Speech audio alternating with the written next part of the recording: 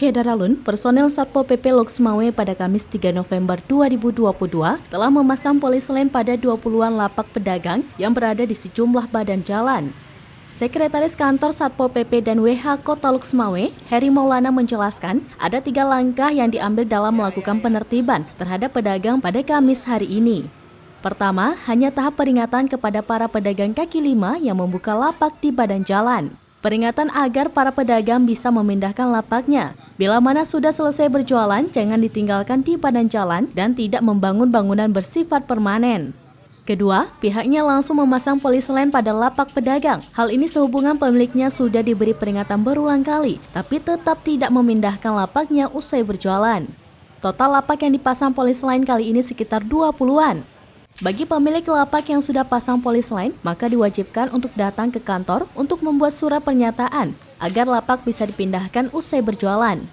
Sedangkan bila ke depan lapaknya tetap tidak dipindahkan usai berjualan, maka lapak tersebut akan disita. Serta penertiban ketiga berupa pembongkaran kanopi depan toko yang sudah memakan badan jalan.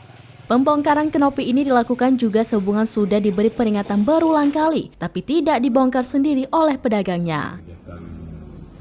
Penertiban yang mana mungkin terbagi beberapa kategori. Yang pertama mungkin kita tahap sosialisasi atau peringatan, dan yang kedua mungkin ada tahap peninggalan, dan yang ketiga ada tahap penggusuran. Hal ini kita laksanakan berdasarkan surat yang sudah kita edarkan kepada seluruh masyarakat di wilayah Kota Loksmawe. Dan dalam hal ini pada hari ini ada sekitar 20-an kios atau bangunan yang meninggalkan tempat dagangannya di pinggir jalan, dan ada beberapa tempat juga kita tegur untuk dilakukan penertiban, dan ada beberapa tempat yang kita laksanakan penggusuran. Hal ini saya sampaikan ada beberapa bulan ini kita melaksanakan kegiatan penertiban. Dari pemerintah kita tidak melarang pada seluruh masyarakat untuk berjualan. Yang kita larang hanya di jalan protokol, itu dilarang, dan tidak diperbolehkan berjualan.